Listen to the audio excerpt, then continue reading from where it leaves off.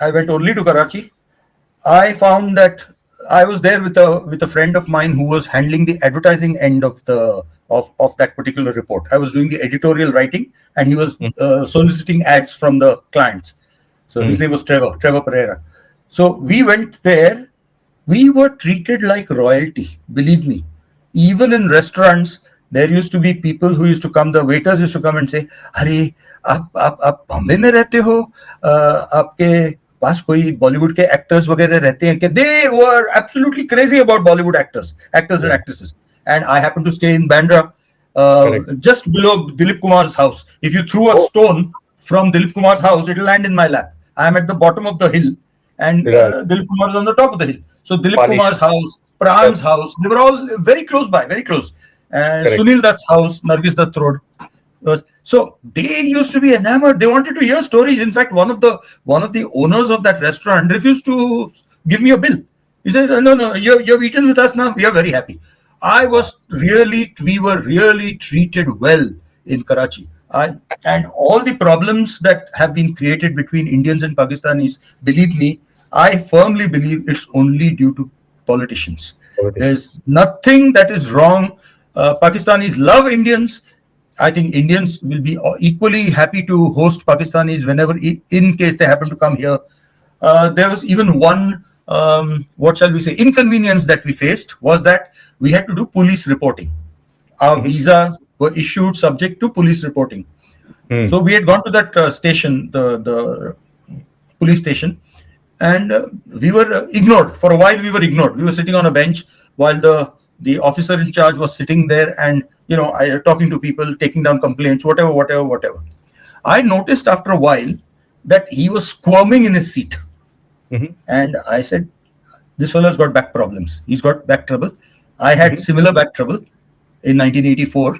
So I went to him and asked him, "Sir, आपको पीठ की तकलीफ है?" He says, "हाँ, आपको कैसे पता चला?" I said, मुझे भी हुई थी और मुझे 15 साल पहले हुई थी, लेकिन उसके बाद मैं रिकवर भी हो गया, बैडमिंटन भी खेल रहा हूँ, ये भी कर रहा हूँ. He says, "अरे मैं तो फास्ट बॉलर हूँ. I play for the Karachi police and we played a match and मेरी ये lower back दुख रही है." I said, "अगर आपके पास पीछे की रूम है, मैं आपको कई एक्सरसाइजेस दिखा दूंगा. आप एक हफ्ते में ठीक हो जाओगे. And you keep doing those exercises all your life and you will be fine. There'll be no problem." I went behind. I showed him the exercises. I had a slip disc in my lower back in 1984. And the doctor had told me, "You will be lucky to walk without a limp. Your badminton days are over."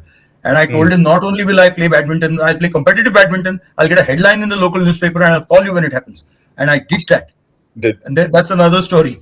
But I told this Wajid Ahmad that you do these exercises. And I showed him the exercises which had to be done. I made him do them. He came out. "तुम्हारा passport किधर है?" "Kaka, go." We were not made to wait 1 minute longer. Not 1 minute longer. He recognized me as a fellow sportsman who was trying to help him. He himself helped me the way that he could. Just being nice to another sportsman will always get you a good response. I'll just leave it at the point that just be nice. Sportsman, businessman, fellow human being, doesn't matter. Just be nice and possibly you can get things done. Fantastic. And how long were you there in Pakistan for? Just one trip? We were there for 5 days. First time was 5 days. Second time was also 5 days. 5 days. And both the times... Short-term visas, yeah. Okay. And I believe, I don't know if things have changed by that time, but they would say that there used to be visas for Pakistan would be region or city specific. If you get it for Karachi, you can't go to Lahore and you can't go That was correct. My visa was Karachi specific because Karachi was the place which was a shipping center and we were doing work for Lloyd's List at that time. So the report was for Lloyd's List and it was only about shipping and ports. So the Karachi port. Then there was a new port that time coming up called Gwadar, which went on to become, it's now part of the Belt Road, as they call it. BRI initiative, right? Yeah. And how was it in terms of maybe things have changed now, but Karachi anyways was the extended part of the Gujarat and, that whole belt, right? Sindhis and all that. So you would see a lot of Sindhi influence, language, or was it all Urdu everywhere? No, they almost all of them understood Hindi and spoke Hindi perfectly well. I mean, Hindi and Urdu are very similar. There are a few Yeah. words which are different. Like we'll say "taklif." आपको क्या तकलीफ है? They will say क्या मसला है. So Ah. it's very easy to figure out what they are saying. So language was not a problem. Your Gujarati influence left anymore? I would not say there's a Gujarati influence. One thing I saw that the women in Pakistan were bloody beautiful. They were gorgeous looking, I tell you. I No mean, burqa. sometimes I kept feeling that no burqas, no burqas. Karachi is completely a cosmopolitan city at that time, at least. I haven't been there since 2004, so I don't know if there have been any changes. But they used to wear absolutely Western outfits and terrific complexions, and it was lovely. We also saw the enclosure where Dawood Ibrahim stayed. It was pointed out to us कि दाऊद इब्राहिम यहाँ रहता है. At that time, of course, there was no Osama bin Laden का हुआ नहीं था. So I don't know what happened to that, but Dawood's place was shown to me. Acha, so you went before 2001? No, 2004-5, 2003-4, 2 years. You mean Osama had not moved to Pakistan? Osama was not. At least we didn't know whether he was in Karachi at that time. They didn't show us anything related to Osama, but they showed us something about Dawood, saying that Dawood Ibrahim ji yahan rehte hain, and they were very happy with him. They were very proud of him. Oh, Pakistani hai. He's not. He's actually an Indian. He's the son of a constable from Nagpada. Yeah, of course. That is a fabled I story. met him at the Sharjah Cricket Stadium in 1984, where he sent word that I should be produced before him. When I went there, a short fellow with slicked down hair, wearing dark glasses, even sitting in that. He had an air-conditioned cabin at the Sharjah Cricket Stadium.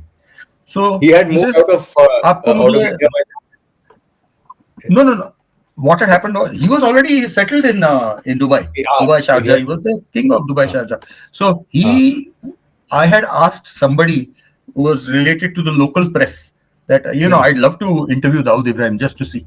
So he conveyed that to one of Dawood's lackeys, and that lackey came down eventually. And you wanted to meet Dawood Ibrahim Sahib? Chalo, mere saath chalo. So I went.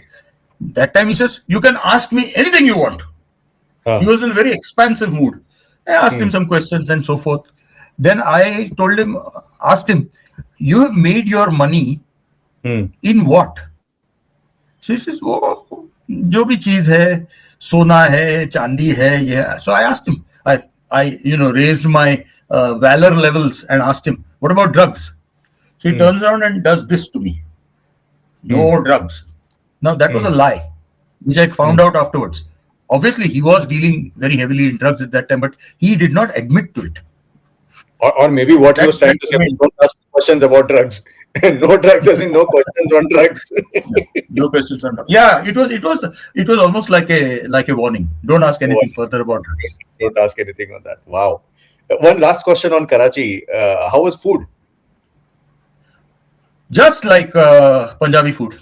It's very close to what you get in Punjab, in Delhi. Similar. All the butter chicken. Karachi is Sindh. So, the influence of the erstwhile Karachi, they say, was more on the Sindh side, the Gujarati, Sindhi food kind of thing. Looks like that is gone. Now the food is kind of all Punjabi in a way. As far as I'm concerned, I'm not a foodie. So whatever I saw on the menu card, items which I recognized, I ordered. I'm not an adventurous person as far as eating food is concerned. So I may be giving you wrong input. Don't rely on this input. No problem. And one last question I have to ask. You can choose not to answer. Have you watched this latest movie called Dhurandhar? Yesterday. You did? I saw it yesterday. I watched it yesterday. So much about Karachi they are talking about. Was it relatable to you? Or was your experience? No. Obviously, the streets of Karachi which they have filmed were actually filmed in Bombay or some other place or whatever it was. But I think to some extent they overdid the Urdu Karachi bit, if you know what I mean.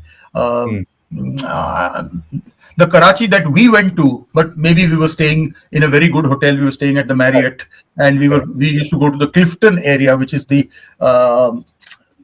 fashionable area of Karachi, like the Pali Hill of Bombay. The fashionable area. Clifton, Ah, yeah. okay. So I would not know about the small by-lanes of Karachi. And we went to the port to do our Right. work. So Your work. we didn't Correct. go through these little by-lanes which they showed in Dhurandhar. Fair enough. But if you ask me now, between the two Vijay Agnihotri movies, Vivek Agnihotri movies, that is the Right. Kashmir Files and the Kerala Files, and Mm. Dhurandhar, which is done by Aditya Dhar, Mm. I would give the Kashmir Files and Kerala Files a higher rating than Mm. Dhurandhar. I thought Okay. Dhurandhar was stretched more than it should have been. It could have Mm. been slashed by at least 45 minutes. Mm. There was a lot of unnecessary violence and gore Fine. which could have been Correct. dropped. Correct. And there was that silly song which was completely extraneous to the plot, those girls dancing and so forth. I think that was for the audience in the front stalls, not for the Correct. people sitting in the balcony. So Correct. I Correct. suppose they have to sell the movie, so they did that. It has to be a mass entertainer at the end of the day. Yeah. Yeah, Fair enough. absolutely. Hmm. Fair enough. Okay. So wow. I mean, this was a very pleasant digression. I never thought I'll be asking anyone about Pakistan so much, but thanks for sharing those insights. Like I said, I've never spoken to anyone who's been to Pakistan. So now coming back, so you've had all this happening in parallel. On the family front, of course, your wife is there, married. Things are going on like this. Now let's start talking about how does competitive badminton happen again. And in the process, I think you had already spoken about a couple of surgeries that you went through and so on. Help us understand that. How does badminton Okay. become competitive like this for you again? See, let us put it this way. When I was in my prime, that is between the ages of, say, 18 and 25, which are the best years for badminton, Mm-hmm. I guess there were a number of players who were better than me. 100%, no question. Because of my weakness of the right knee, there were many, many players who knew my weak points and could get points whenever they wanted. All right. Now, we progressed to becoming veterans. That Mm. was at the age of 45. That was 1995.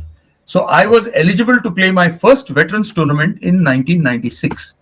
And by that time, I would put it this way, as a serious critic of the game, I would put Mm. it this way.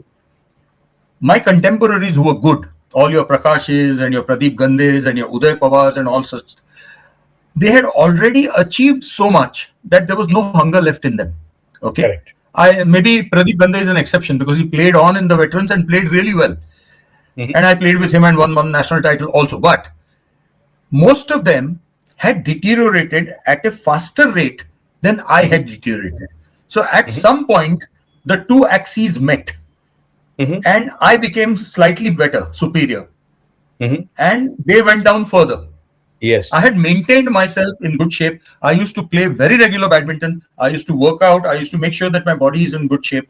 And so at some point, those people who were very good beforehand but had lost that hunger Mm. deteriorated at a faster rate than I had deteriorated. I also deteriorated, obviously, but I Mm. deteriorated at a lesser rate than they did. So at some point, those two axes met, and I started winning national titles. So I Mm. eventually reached 11 national finals, won 8 national titles, but all in doubles because my knee became so bad now. And why it became bad, also, I can tell you. Mm. You were talking about Melbourne, so I'll come back to Melbourne, which is your current home place. Mm-hmm. We had the World Masters Games in Melbourne in 2002, and I Okay. had entered the two doubles events, the men's doubles and the mixed doubles. Mm-hmm. And I was going to play, and I was sitting in between matches. I was sitting with the organizer of the event. Um World Masters Games is like the Veterans Olympics. It's held once every 4 years and Mm-hmm. alternate years from the actual Olympics. So George Chapman was the guy who was handling the entire badminton event. Mm-hmm. So I was sitting with him and trading yarns about badminton, about previous how I'd seen Prakash win, how I was the only Indian in the world to Mm-hmm. see Prakash win in 1980 and Gopichand win in 2001. Now you Mm-hmm. can take this as a plus point in my favor, Of course. inadvertently. Yeah. Nobody else from India has witnessed both the two All the top things. Indian singles players win at the All England. And one was at Wembley Arena, Prakash, and one was at Birmingham Arena, Gopichand. So I was And just telling him at about this. cost Pardon? of being cheeky, at the cost of being cheeky, I'm asking this. Even Prakash Padukone sir was not there when Gopi Chand went. No, he wasn't. He wasn't. Nor was Leroy Disa. Leroy Disa was there in 1980, but he was not there in 2001. None of the people who were playing in 1980 were even coaches at the time in 2001. That is how it was.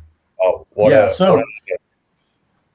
that also is another story, but it's too long. I can't tell you that. But I was telling you about George Chapman. I was sitting and chatting with Chapman, and I was playing in one of the team events where I had attached myself to a Canadian team. The Canada team, they were playing well, and they were full up actually. But you could add members if you wanted to. So I requested them. I said, "Look, I don't have a team from India. I would love to play team events. Can I play for you?" So they said they had a discussion amongst themselves. They said, "Okay, we'll have a test team.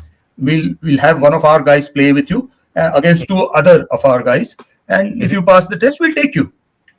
I passed that test comfortably, meaning we played well enough to beat the other two. So then they imposed another condition on me.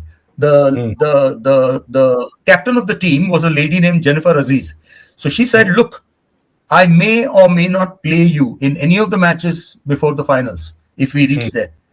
You should not say anything. If we don't play you, we don't play you. You'll still be a member of our team. You'll get a gold medal pukat if you are not playing. But if we use you, fine, we'll play you." I said, "Fine, I'm willing to take the chance." Anyway, they played me in the first match itself, and me and this guy Gary formed such a brilliant combination that they didn't want to disturb us. So we went on winning matches, and we won all our matches. And in the finals, we beat a Taipei team which had a very, very good player called Ket, K-E-T. So ours was the fifth match, and it was 2-2, locked at 2-2. So it was the deciding match.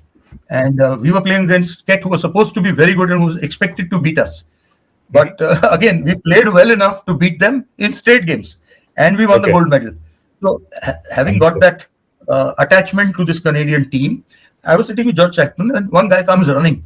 Sir, we have a problem. One of our players has twisted his ankle and is out of combat. He will not be able to play for us. We need a person. Can you give us a person?" So he asked him, what age category are you? He said 45 plus. So he looked at me. He says, "You're what, 50 plus?" I said, "Yeah, I'm 50 plus. You're playing A category, right?" I said, "Yes." "You want to take this? This guy is a 45 plus player. If you want, you can take him. I mean, he's an older player, so he may not be as good as some of the other guys, but if you want, you can take him." We'll take him. So he went off. He gave me all the details. He went off. Another guy came running. "Sir, one of the guys who was supposed to come got stuck in so-and-so airport and is not going to be landing here until day after tomorrow. He cannot play. Can you help us with one more?" So George Chapman is grinning at me. "Hey, you want to play with them also? What is your category?" He said 50B. They were A, B, C categories. So he said, "You're playing A, but that's not fair. You should not be playing B. It's your choice. I don't mind playing." "Yeah, okay. I'll clear it. You play." Go there also. And I ended up with 3 gold and 2 silver medals, and was declared athlete of the badminton event at the World Masters Games in Melbourne, 2002. Wow. But I played 23 matches in 3 days, and at the end, I could not even walk. That ruined my knee to such an extent, the left knee, which was already giving a lot of trouble, that after we had finished with Melbourne, then we went on a tour of Australia, went on a tour of New Zealand. There were 16 of us. So luckily, they had all seen me winning. They can't turn around and say, "Chor Bazaar mein kharida medal." Yeah, and I've got photos of the medals being put around my neck by former New Zealand and Australian players. So, they can't accuse me of cheating. So after we came back, the knee had become so bad that I had to get it replaced. That happened in 2003 April. And I almost died during that surgery, but let it go. It was one of the two. Yeah. I lost a lot of blood. There was infection. They washed it out on 2 separate occasions. I mean, I was operated on a Tuesday. On Thursday, they took me down again. They washed out the entire joint with 2,000 pounds of water or some shit like that. And then they took me down again on Friday and again opened me up and washed it out. And I was almost dead. My wife suggested to them that I should be given something yellowish looking fluid called animal protein. So maybe that's what turned me into an animal. Anyway, so they strung me up and put this animal protein in me, and I survived. And my daughters were talking about taking them to court for medical malpractice and all sorts of things. I said, don't do that, Papa. I'm okay. And I recovered from that. And then the following year, I won the World Championship. That's 2004. To see great horse. I have so many questions to ask you, but probably the one that is going to come topmost to my mind is, how do you keep bouncing back? I think there is some defect in the wiring in the brain. It just will not permit me to, put up my hands and say I'm giving up. I just don't know how to give up. I mean, even now I'm playing so slowly on the court. I'm like an old and arthritic tortoise, but I'm still playing. And if I get the right partner, we are still able to take on a reasonably good pair and beat them. So yeah. So inspirational. On 2 occasions in the past, I have brought all my rackets to the court at MIG, where we play on Sunday mornings. And I have told these guys, hey, look, I want to give each of you one of my rackets as a memory of having played with Shirish Nadkarni, and I'm retiring from the game. And they all returned the rackets to me and said, nothing doing. You're not bloody retiring. You're just going on. Keep playing.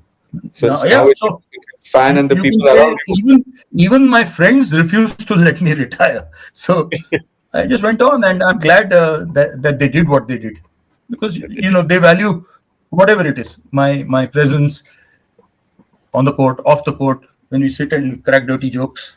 It's the company. It's a fabulous stress buster. Yes, fabulous stress buster. Absolutely. Both the playing and the sitting and chatting.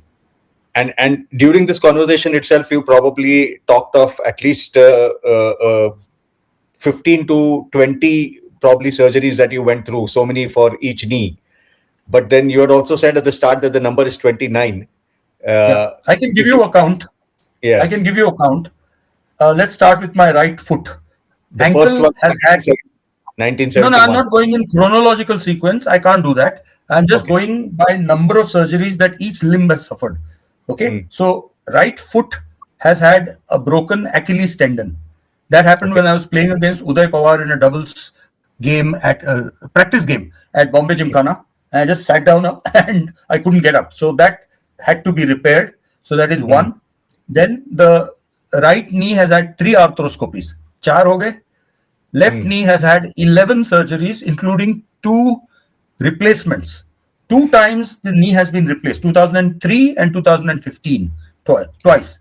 And other times there was one doctor who, unfortunately, while taking out osteophytes, which are rogue pieces of flesh and bone from the knee, he was doing it with a hammer and chisel, literally, and he broke my patellar tendon. If you know what patellar tendon is the tendon that allows you to jerk your knee up. The knee jerk tendon. It's called the knee jerk tendon. You require that tendon to be absolutely in good shape, because when you go up to the net on a bent knee, when you need to push back, that tendon helps you to push back. If that tendon is not there, you get stuck there. You cannot come back.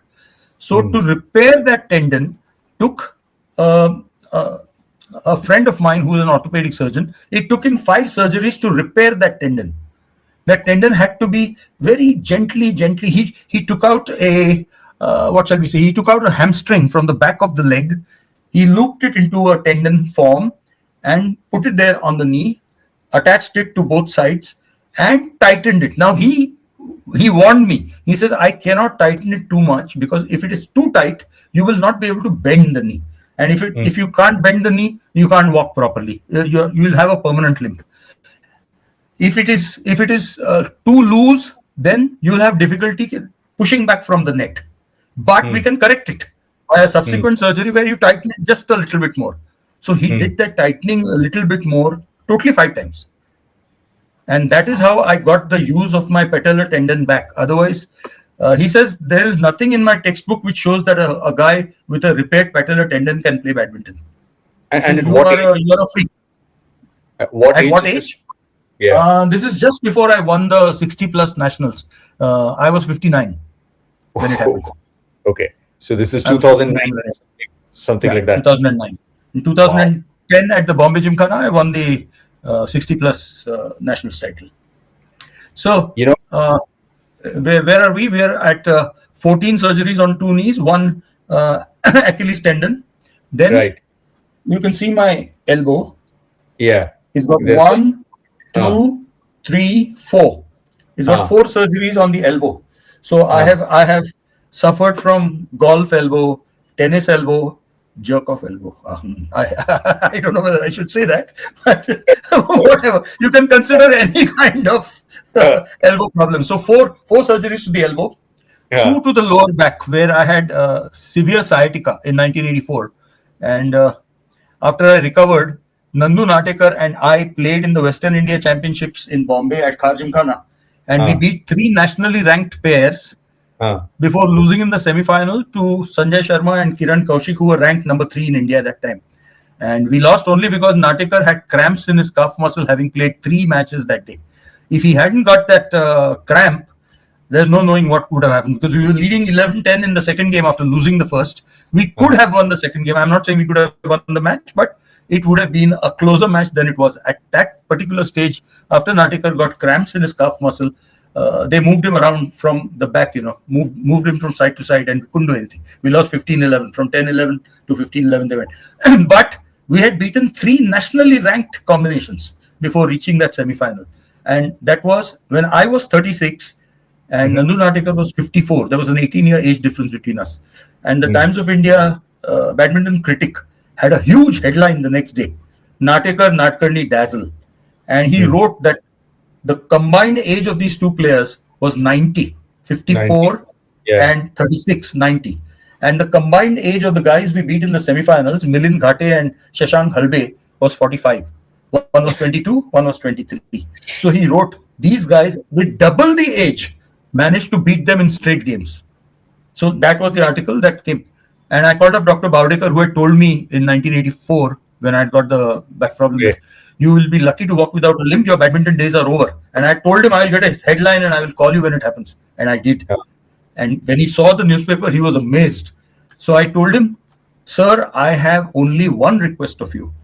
I said, Mm. if any sportsman comes to you with a severe injury of whatever nature, you tell him it may take a week to heal, it may take a month to heal, it may take 2 months to heal, it may take a year to heal, it may take 2 years to heal, but heal it will, and it will allow him to come back to the sport that he loves.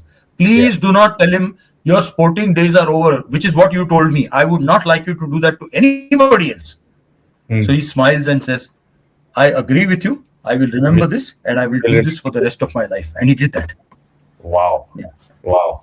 If there's just one lesson we can take away from this, this is a summary of that, sir. Because, like you said, there is something inside you which maybe it's a negative that the doctor had said, or maybe it's something in you. But it's that combination where you said, I'm going to show this that this is possible, right? You just bounced Yeah. back.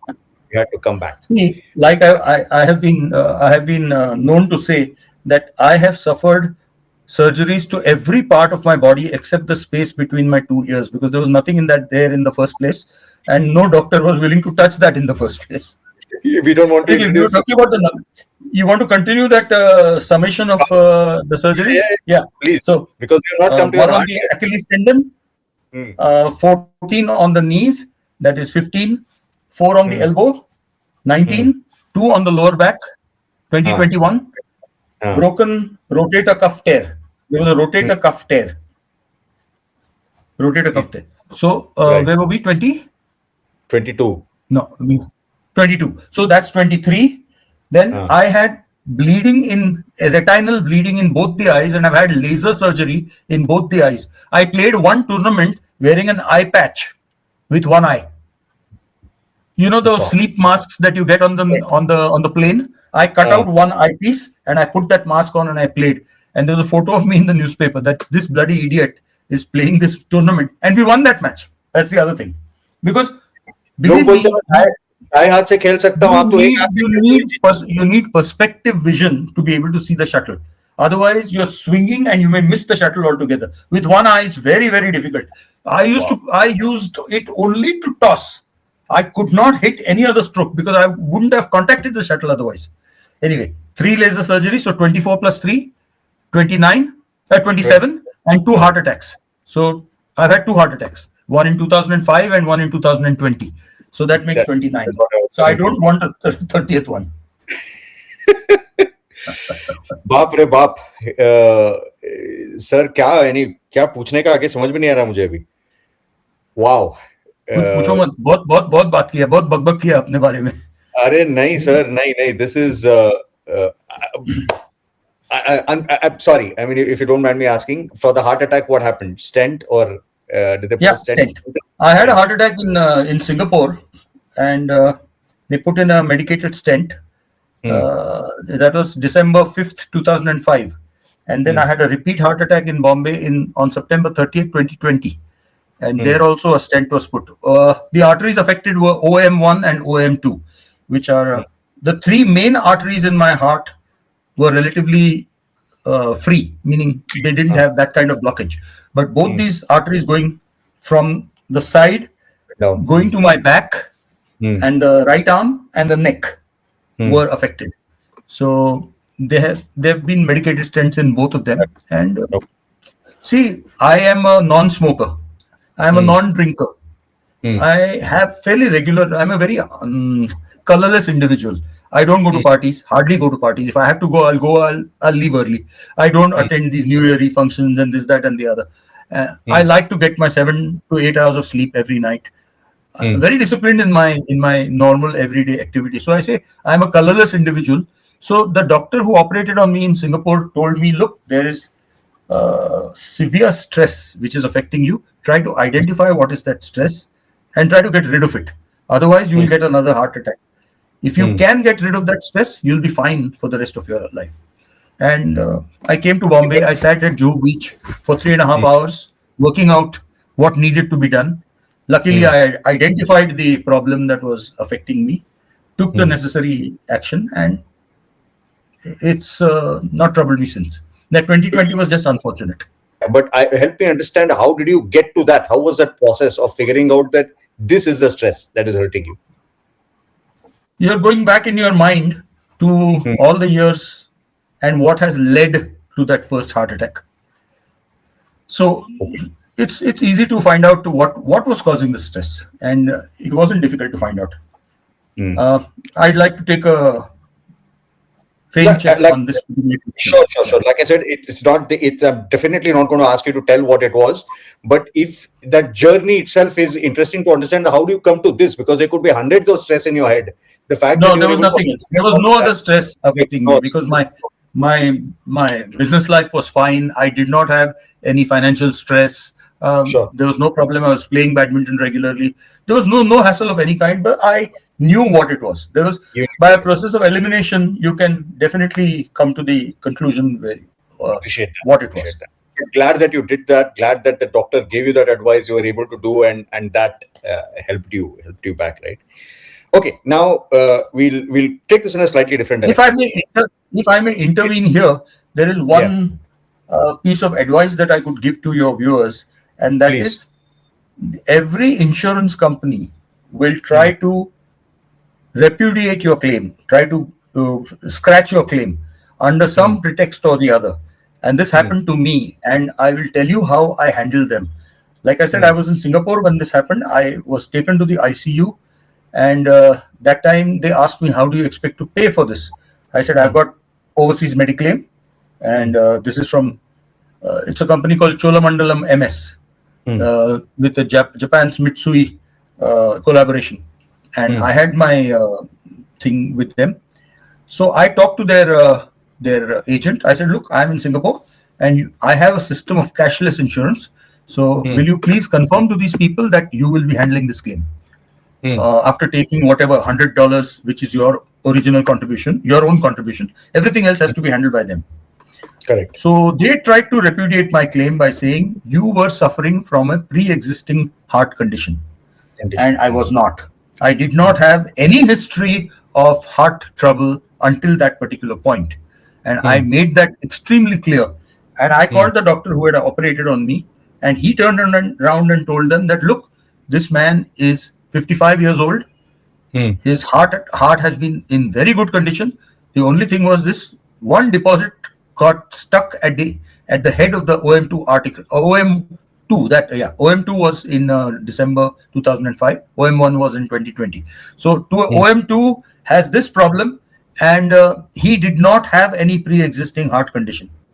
Now, having heard that from him, I took the phone back and told this guy, look, please clarify to these people that you will be taking care of all the expenses. He says, you do one thing, you pay there and you come back and you can claim it from us. We will pay you. I said, no, sir, this is cashless insurance. Now, understand one thing. I am a journalist and I am recording this conversation. And if I happen to die because you are causing me stress on this thing, I will make sure that you lose your license. Please understand this. I am not any cheap person. I am a journalist and I know what I am talking about. Ho gaya. Only after you threaten them do they accept it. Laaton ke bhoot baaton se nahi mante. I wanted to say that, especially for people, because they suffer problems abroad and these companies always tell them, you pay there and we will reimburse you here. Nothing doing. You get them to do it cashless. Correct. No, that's a very valuable lesson that you're sharing as well, in terms of first and foremost knowing what you have as your insurance. You know your own cover first, and based on that, you need to take the right steps. Certainly, appreciate that. Taking the different direction. You talked about languages when you were speaking earlier, that your love for languages. Clearly, that time we were just talking about English. But when I was reading up about you, I can understand English, I can understand Hindi, I can understand Marathi. But I can see Punjabi, Bengali and Gujarati also there. How does this happen? My wife is a Punjabi, so I learned Punjabi. How I learned Bengali is another funny episode. Like I said, I have a love for languages and I have an aptitude for picking up languages. So in 1975, there was a tournament in Darjeeling.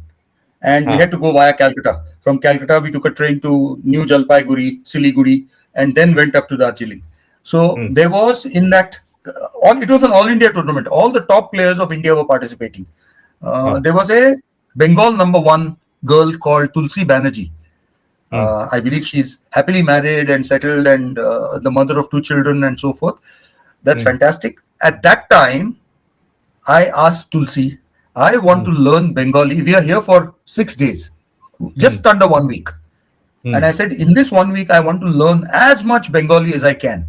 What you do is, I will ask you questions in English or Hindi, whatever you understand better.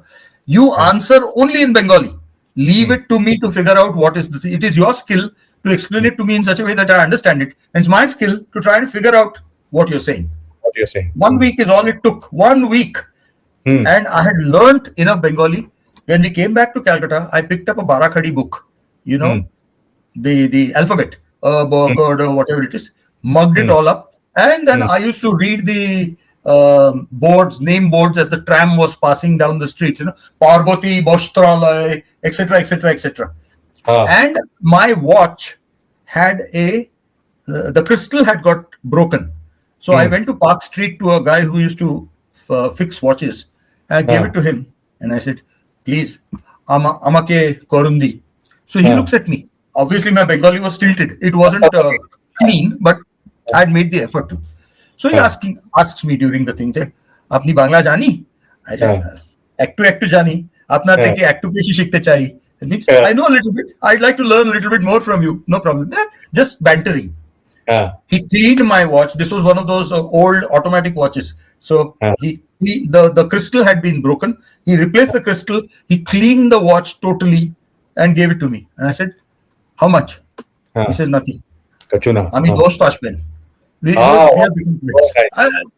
are the things, the Bengalis are rabid about their language. And anybody who makes the effort to speak their beautiful language, they are your friends for life. It's the same thing in France. But that's the same thing in France. Actually, I don't have that experience with France because I lived there for 4 months. With French, what I felt was if they get or maybe it depends on where in France you go. My experience is only Paris related. But if they get a sense that you don't speak their language or you're not a native, they won't talk to you. Yeah, they will. Yeah, but no, there's a trick to it. I had taken a 15-day course in conversational French at the Alliance in Bombay before I went to Paris the first time. And Correct. I opened the conversation in French. I used to open the conversation in French and say, I know a little bit of French. Je suis comprends un petit peu, un petit peu. Right. So the moment you open it in French, they will speak to you with French, with English, anything. They will try to help you. Because again, you have tried to speak their beautiful language. I've had no problem. I really have had no problem. I wasn't that lucky because we would start similarly. We would say that, with a little bit, but somehow they would just kind of ignore us out at that time because they could obviously tell that we are not French. But maybe I met the right people. Correct. That is one thing, and maybe it's your holistic personality. But we were a little bit more lucky outside of Paris. I'll admit that as well. Like when we went to Saint Michelin and those extended suburbs where you would try to say that maybe they were a bit more touristy and not that crowded like Paris and so on, right? So they were a bit more open, like, okay, fine, chalo yaar, isko help karte hain types. But anyways, when you were telling the Kolkata story, I was like wondering, like, yes, you love your language, but are you like the Punekars, where like you're not trim and proper and they'll shun you, like we don't care. No, like, not at like all. that. Not they at all. They know their language. I knew enough of the language in that 1 week to be able to make by. Maybe some words I may not understand, but I could get the gist of what he was saying. So there was no problem. So that is how you got Bengali, and you have kept in touch. That's also a good thing. Yeah, I've kept in touch. I can read and write Kannada. My father is from North Canara. Yes, my father is from North Canara. I went to Ankola, which is my native place, for the first time at the age of 15. And I picked up a Barakhadi book from there and learned how to write it. And my mother died when I was 11. And a manservant called Devdas brought us up. He only knew how to read Kannada. So I used to write him Kannada letters in Marathi. In Marathi language, but Kannada lipi. Lipi. Lipi is the script. Correct. And he could read it. I'm talking to him in Marathi, but he's reading it in Kannada. Now, of course, I may not be able to get everything, but I managed quite a bit. But then you should have written French and Kannada also in your LinkedIn. Then why have you not written that? No, it's too little. It's too little. I can curse fluently in 5 European languages, but that I don't think you give examples here. Correct. वो LinkedIn पे नहीं, that Spanish, German. I mean, German, you can start with Schweinhund. Yeah, वैसे मैं Russian में बहुत गाली दे सकता हूँ. जो भी बोलूँ. Unfortunately, I don't know Russian. नहीं, मैं जो भी बोलूँ गाली जैसा सुनाई देगा, तो it's okay. It sounds like that. Correct. Okay, but staying on LinkedIn some more, what I noticed is that, or maybe this is how you intended to, but just curious, you have kept your LinkedIn profile a bit more centric to just the professional work you did. There's no sports journalism, there's no badminton in it, and so on. Is that intentional? Just curious. Believe it or not, I wrote that LinkedIn profile several years ago. I've never revisited it, haven't looked at it. I think I should, and maybe change it around a little bit or add to it. Correct. Maybe because the real Shirish Nadkarni is a lot more than what your LinkedIn profile says, clearly. Well, there are 2 other Shirish Nadkarnis in this world, but both of them are younger than me. Yes. Both of them are young. Yeah, both of them are younger than me. So you can say that imitation is the best form of flattery. So I'm the original. By the way, the more popular, when I say popular, I only mean in terms of what Google throws at you, right? I don't mean it in any other sense. He's in the US and he looks like you. In the US and he's a techie. And he's got a son named Neil. Yeah. He's a nice guy. We are in touch. Because he's the guy who sat on my email address, na? That is why I had to insert an M inside, which you found difficult to remember. Exactly. I am wondering if my invite went to him to begin with, right? Because I forgot that M and it went there. I had to put in the M because the shirish.nadkarni@gmail.com was already in use. And there's a guy in Pune who has the same name. This guy in the US has the same name. But both are younger than me. So, haha. No, what younger? You're just I'm 75 years young, but these guys are 58 and I think 55.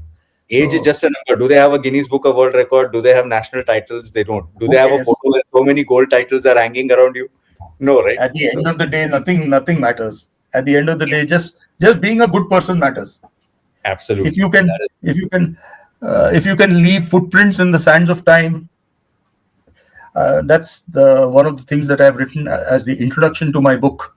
on badminton. I've done a history of badminton, icons of Indian badminton, Okay. and it's called Courting Success.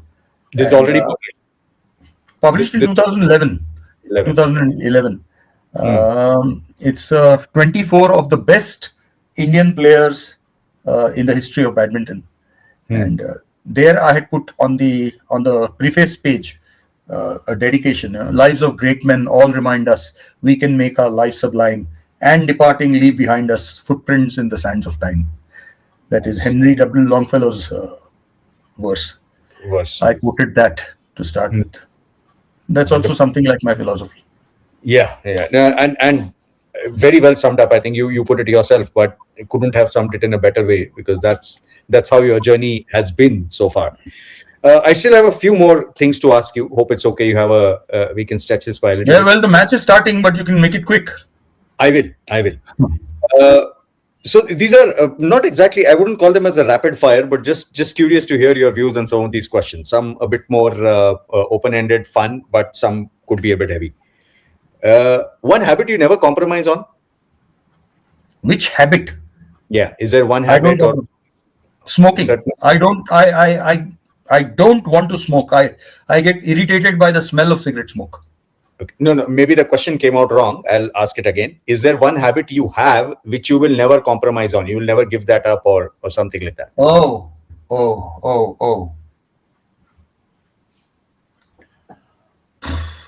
Playing badminton.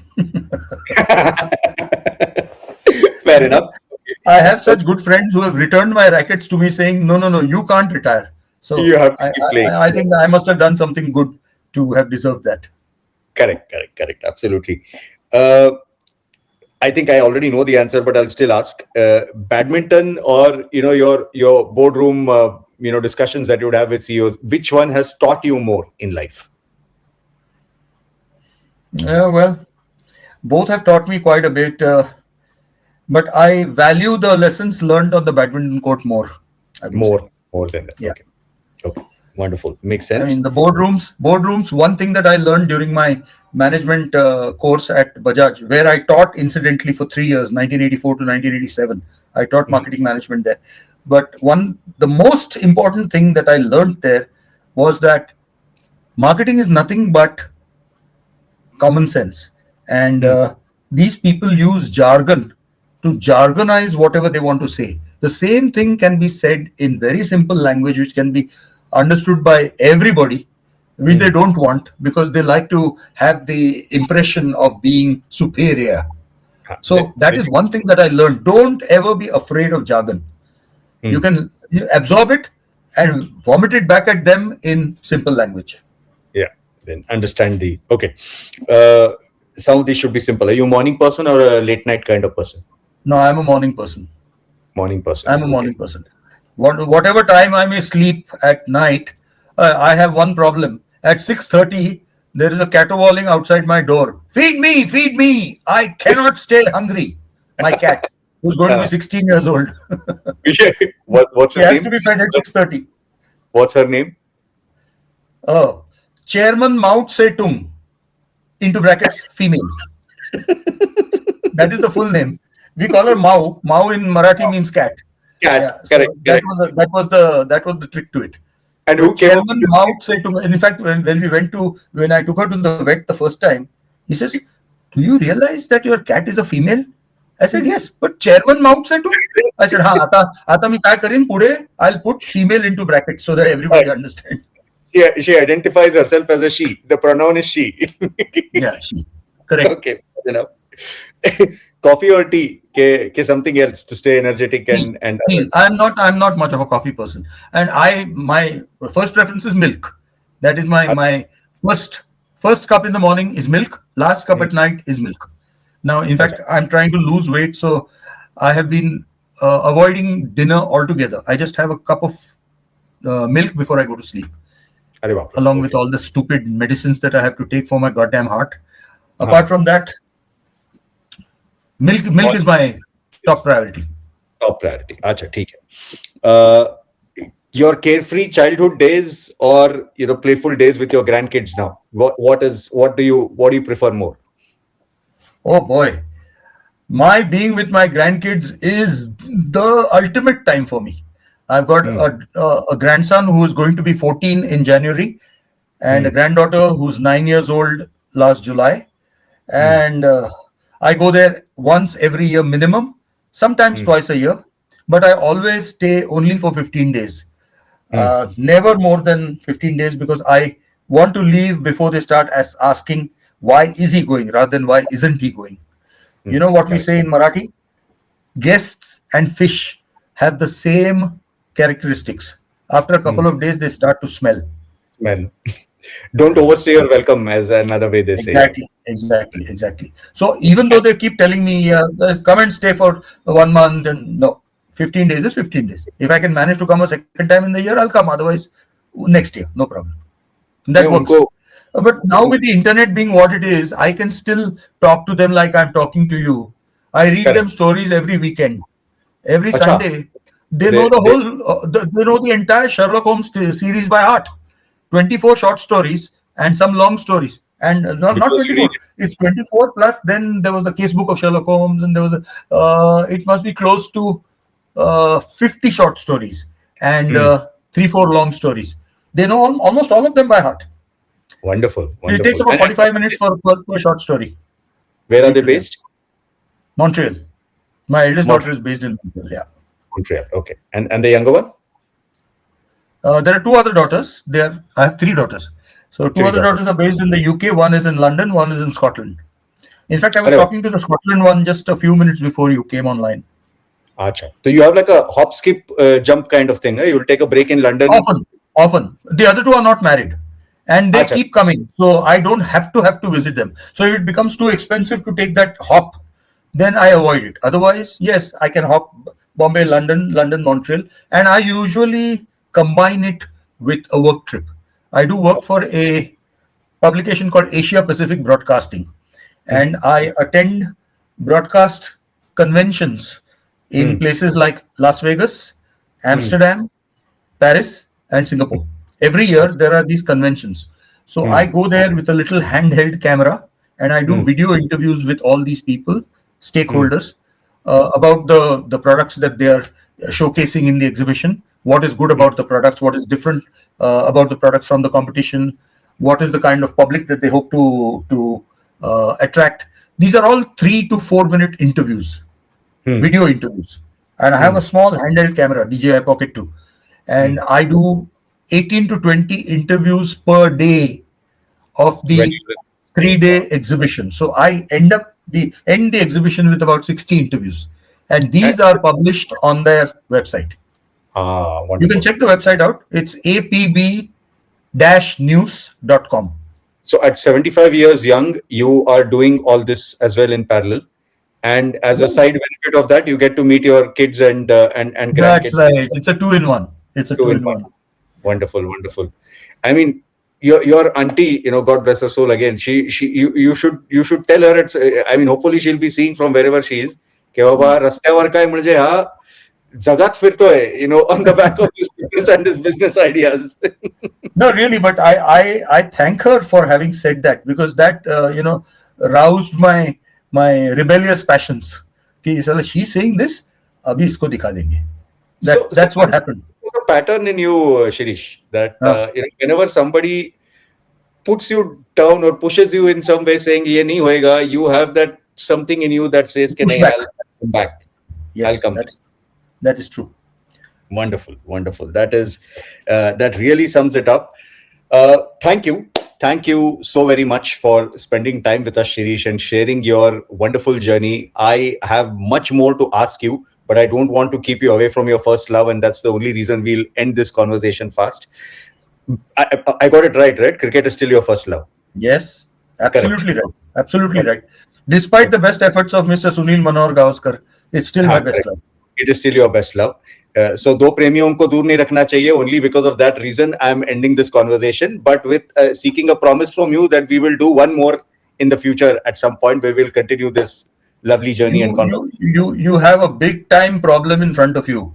This Hmm. recording has already reached 2 minutes and 2 seconds. Sorry, 2 hours and 2 minutes.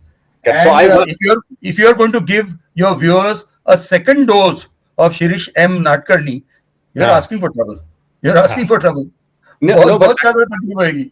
that is okay. But आज आपका और मेरा जो bet लगा था उसमें मैं जीता. You know, I have taken, this has gone for 2 hours and you said one and a I half hours. really didn't think we would take this, and you won. Okay. Chaliye, no worries, sir. Well, thank you so very much once again, and we wish you the very, very best in many more titles like this that you keep winning and making the country proud, and get more names in the Guinness book that hold for a longer time.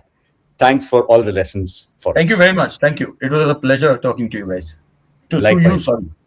Thank you. Unless you have a split personality, so I wouldn't say. Then talking to you guys would not be correct. हाँ नहीं, मैं समझ में नहीं आता कभी कभी मैं कुलकर्णी हूँ के संजीव हूँ. So in that sense, yes, there is a split personality. Well, it was a pleasure. Thank you so much. Likewise.